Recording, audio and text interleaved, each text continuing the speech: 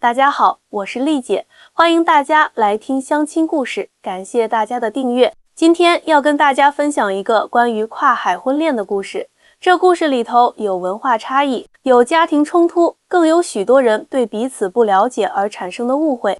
这个案例让我深感两岸婚恋市场的差异，也让我看到了很多人对台湾的刻板印象。话说去年我接触到一对跨海恋情，男方阿明是台湾高雄人，现在台北一家科技公司做技术主管，年薪100万台币起跳。女方小芳是福建厦门姑娘，在电商平台做运营，收入也算不错。两人是通过网络游戏认识的，聊着聊着感情就升温了。阿明32岁，在台湾这个年纪的男生很多还单着呢。台湾的结婚年龄普遍偏晚，男生平均初婚年龄已经接近35岁了，女生也超过30岁。台湾年轻人都有先立业后成家的想法，再加上房价高企，年轻人负担不起，结婚的事情自然就往后推了。小芳28岁，在福建这个年纪已经被家里催得不行了。大家都知道，在大陆，特别是传统地区，剩女这个标签贴得可快了，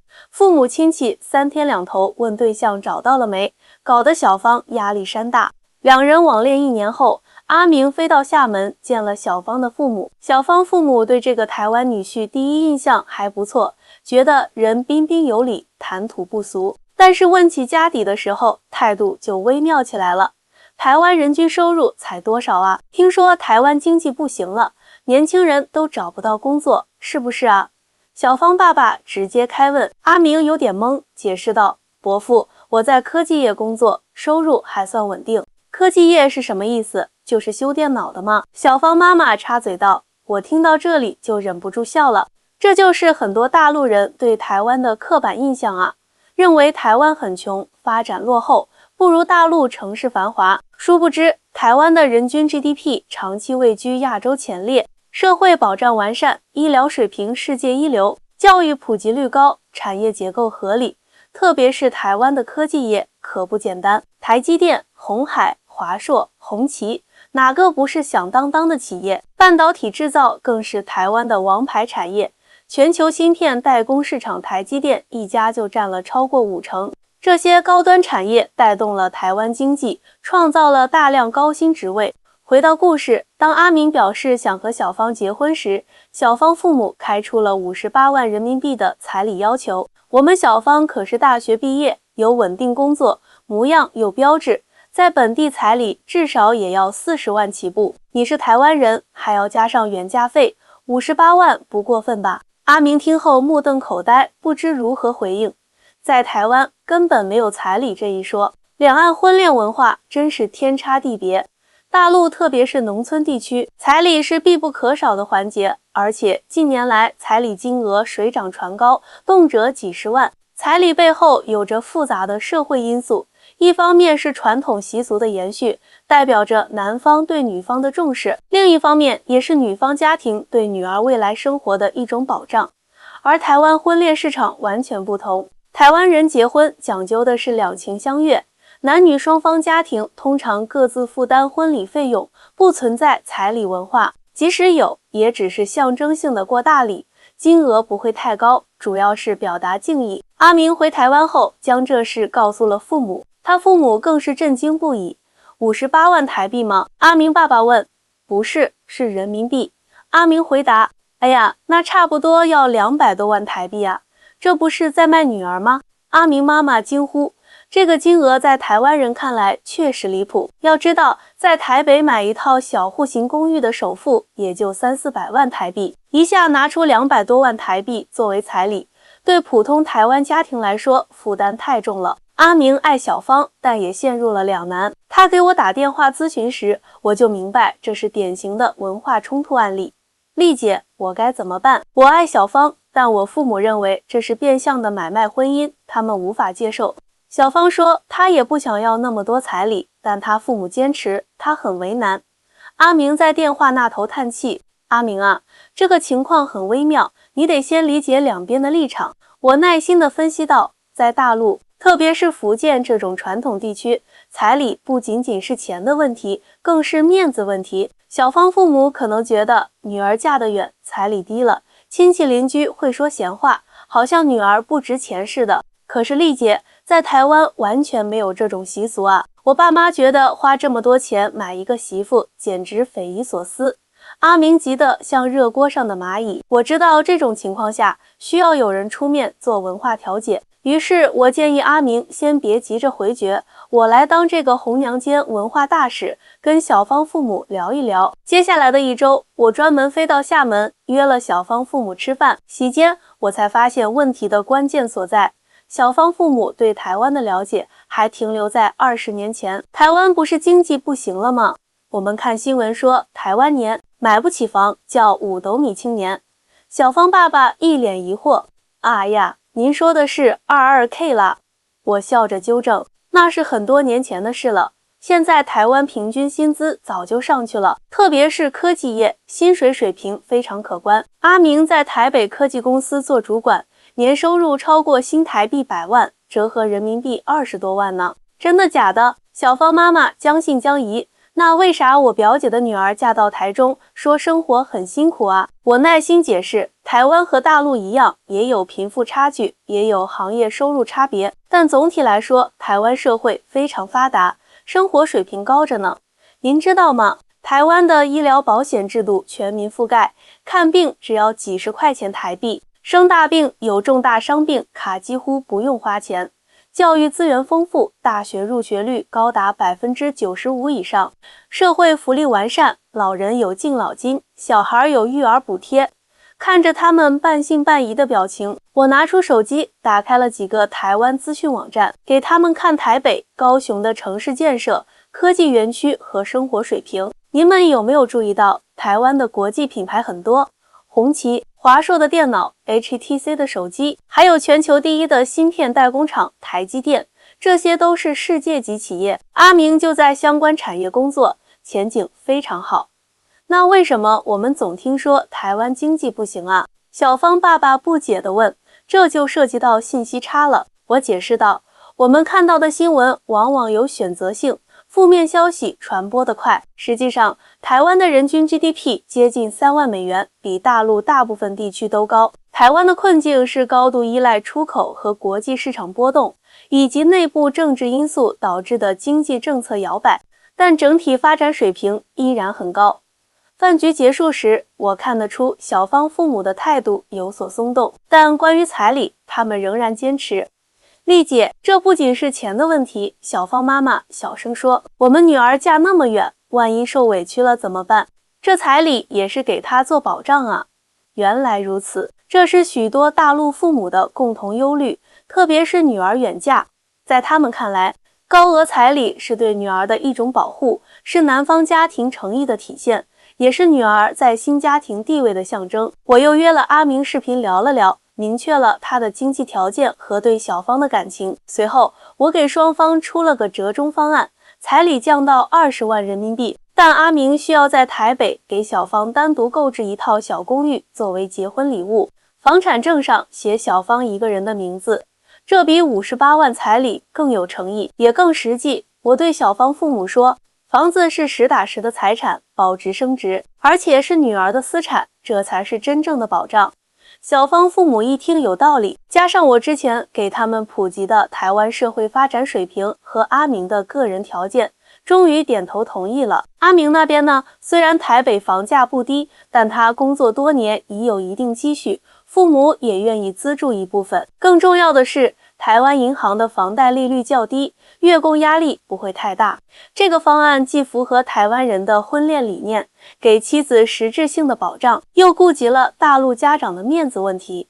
就这样，一场跨海婚恋危机总算化解了。但这个案例让我深思，两岸婚恋市场的差异远不止彩礼这么简单。台湾的婚恋市场非常开放，男女交往自由，相亲市场也很发达，但形式更现代化，通过交友 APP、联谊活动、朋友介绍等方式，台湾人找对象很看重三观契合、兴趣相投，物质条件反而不是最主要的。而大陆婚恋市场，尤其是2、3线城市和农村地区，依然保留着浓厚的传统色彩。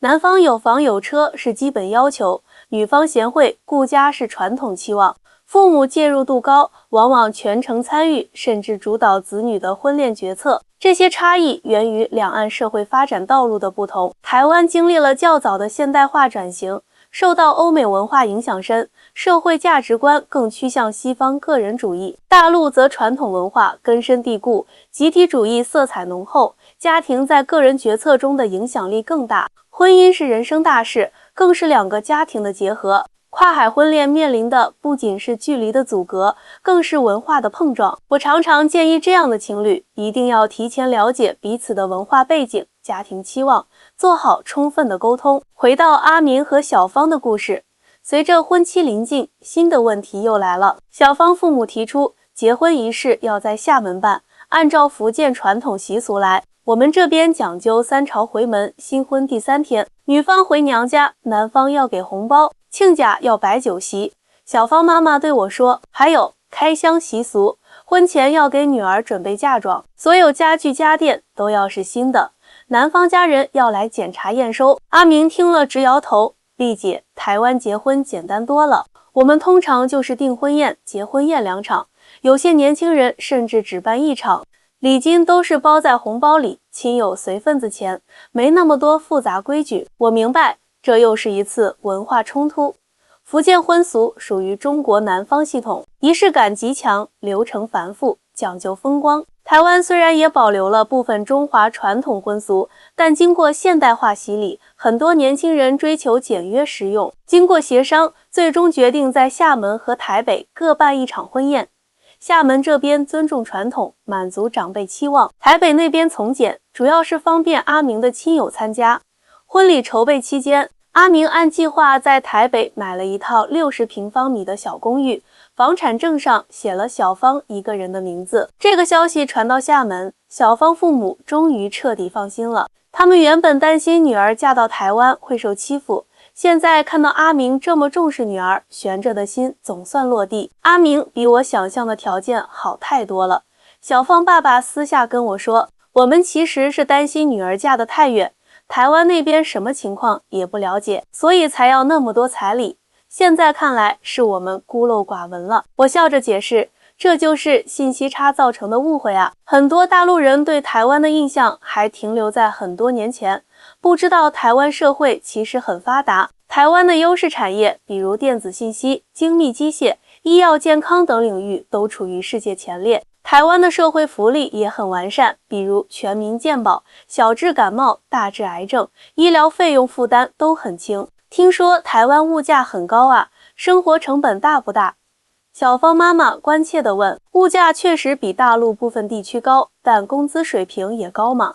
我解释道，台湾最低时薪现在超过170台币，和人民币将近40元，比大陆大部分地区都高。而且台湾的食品安全管控严格，环境污染少，这些生活质量方面的东西是钱买不来的。看着他们若有所思的表情，我继续说，再说阿明是科技公司高管，收入在台北属于中上水平，完全足够支撑一个小家庭舒适生活。小芳去了台湾，凭她的能力和经验，找份不错的工作也不难，两人双收入，生活质量不会差。那台湾年轻人为什么都说苦啊？小芳爸爸仍有疑虑。这个问题很好，我笑道，其实全世界年轻人都在喊苦，因为这个时代竞争确实激烈。台湾年轻人喊苦主要是房价高，薪资增长慢。台北市区房价确实不低，平均每平价格在60万台币左右，对年轻人确实是压力。但这不正说明台湾经济和生活水平高吗？烂地方房子才不值钱呢。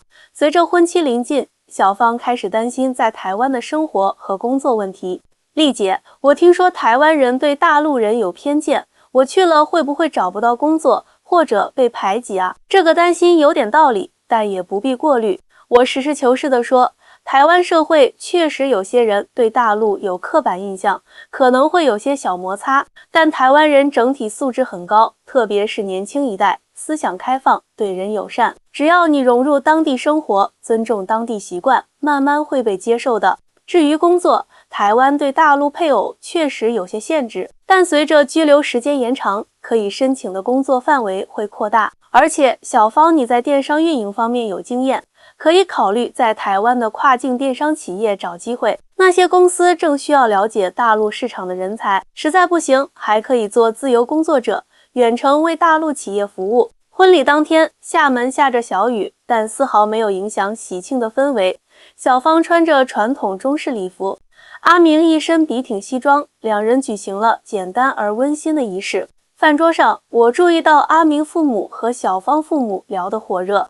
原来阿明父亲的祖籍也是福建，虽然家人早年去了台湾，但血脉相连，文化相通，两家人很快找到了共同语言。其实台湾和福建骨子里的文化是一脉相承的。阿明父亲感慨道，同样重视家庭，同样讲究孝道，方言也很接近。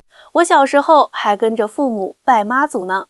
小芳父亲举杯，是啊是啊，两岸一家亲，以后我们就是亲家了。小芳嫁到台湾去，您二老多照顾啊。一定一定，小芳这么优秀，我们求之不得啊。阿明妈妈笑着回应。看着眼前温馨的场景，我心里感叹，多么讽刺又多么美好。一开始因为文化差异和信息不对称闹得几乎分手的两个人，最终因为爱情跨越了重重障碍，组建了幸福的家庭。而两个原本因为隔阂和误解而对立的家庭，今天却因为子女的婚姻结为一家人，相谈甚欢。这不正是两岸关系的缩影吗？表面上的隔阂和误解下，是割不断的文化纽带和血脉联系。只要真诚沟通，消除信息差，增进了解，两岸同胞本就是一家人。婚礼后，我收到了阿明和小芳从台北寄来的明信片，上面是他们在101大楼前的合影，笑容灿烂。小芳在台北已经找到了工作，在一家专做跨境电商的公司担任运营主管，负责开拓大陆市场。她的经验和人脉在这个岗位上发挥了极大作用。丽姐，我在台湾适应得很好。小芳在电话里兴奋地告诉我，这里的生活节奏没有厦门那么快，人们很有礼貌，环境也特别好。我们住的社区附近就有夜市，各种小吃应有尽有，完全不用担心没东西吃。那工作呢？还顺利吗？我关切地问。比我想象的好多了。公司同事都很友善，虽然刚开始听不太懂台湾腔，但慢慢就适应了。而且我大陆背景反而成了优势，公司正要拓展大陆市场，我的经验很受重视呢。听着小芳的分享，我想起了当初她父母对台湾的误解，忍不住笑了。小芳父母担心台湾穷，担心女儿生活艰难，结果小芳在台北的生活质量竟然比在厦门时还高。不过丽姐，确实有些事情需要适应。小芳继续说，比如这边人说话太委婉了，有时候我直来直去反而显得鲁莽。还有就是这边的垃圾分类特别严格，刚来那阵子我老出错，邻居阿姨还专门来教我，这让我想起台湾社会的另一面。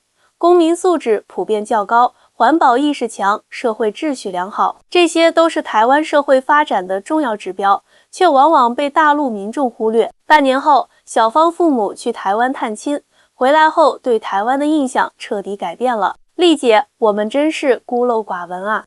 小芳爸爸感慨地说，台北街道整洁，地铁干净的能吃饭，医院服务态度好得不得了，商场里导购都彬彬有礼，完全不是我们想象的那样。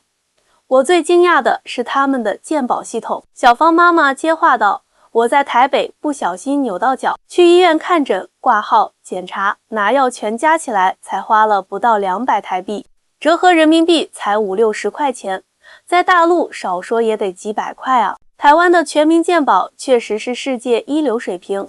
我解释道，台湾民众每月交健保费，生病时只需付少量挂号费和部分负担，重大疾病甚至可以申请免除自付部分。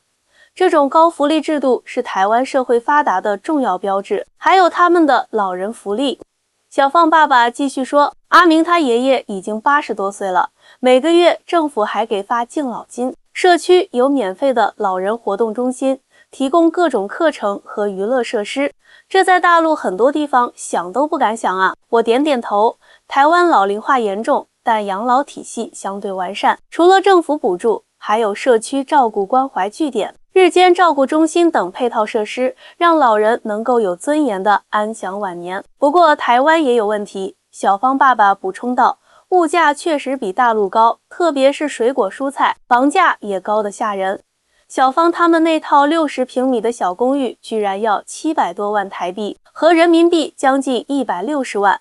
在厦门这价格都能买个不错的3室2厅了，这正说明台湾社会的发达和成熟啊！我笑着解释，成熟经济体普遍物价较高，但购买力也强，而且台湾注重食品安全和环境保护，这些都是要付出成本的。至于房价，全球大城市都面临这个问题，纽约、东京、伦敦的房价更是天文数字。随着时间推移，阿明和小芳在台北安居乐业，小芳的事业也越做越好。她把在大陆积累的电商经验带到台湾，帮助公司成功开拓了大陆市场，业绩节节攀升。1年后，她已经晋升为部门主管，年收入超过100万台币。丽姐，我现在才明白，台湾和大陆各有优势。小芳在视频通话中感慨，台湾社会制度完善，公民素质高，生活品质好，大陆则市场广阔，机会多，发展迅速。如果能把两边的优点结合起来，那该多好啊！这番话引发了我的深思。两岸婚恋市场的差异，本质上反映的是两地社会发展阶段和价值观念的不同。大陆婚恋市场更看重物质条件，彩礼、房子、车子被视为必要条件，台湾则更注重情感契合和生活理念，物质条件反而退居次位。这种差异源于两岸社会经济发展路径的不同。台湾经历了几十年的稳定发展，社会财富积累充分，基本生活无忧，人们自然更看重情感和心灵层面的满足。大陆则处于快速发展阶段，社会流动性大，竞争激烈，物质基础的重要性被放大了。更重要的是，台湾社会的成熟度高于大陆，在法治、民主、公民教育、社会保障等方面，台湾走在前面。这些软实力往往被忽视，却是衡量一个社会发达程度的重要指标。说回阿明和小芳的故事，他们的婚姻是两种文化的交融与碰撞，也是两岸关系的一个缩影。通过真诚沟通、相互理解、求同存异，他们跨越了文化差异，建立了幸福的家庭。2年后，小芳生下一个可爱的男孩，取名两岸，寓意连接两地的血脉和情感。小芳父母和阿明父母轮流去台北帮忙照顾孩子，两家人的关系越来越亲密。丽姐，我爸妈现在可喜欢台湾了。小芳笑着告诉我，上次回厦门，他们逢人就夸台湾好，把亲戚朋友都说动心了，好几个都打听怎么去台湾玩呢。这让我想起一个有趣的现象，随着两岸交流增多，很多大陆人对台湾的刻板印象正在改变。他们发现台湾并非落后或贫穷，而是一个具有高度发展的现代社会，在医疗、教育、环保、公民参与等方面有许多值得学习的地方。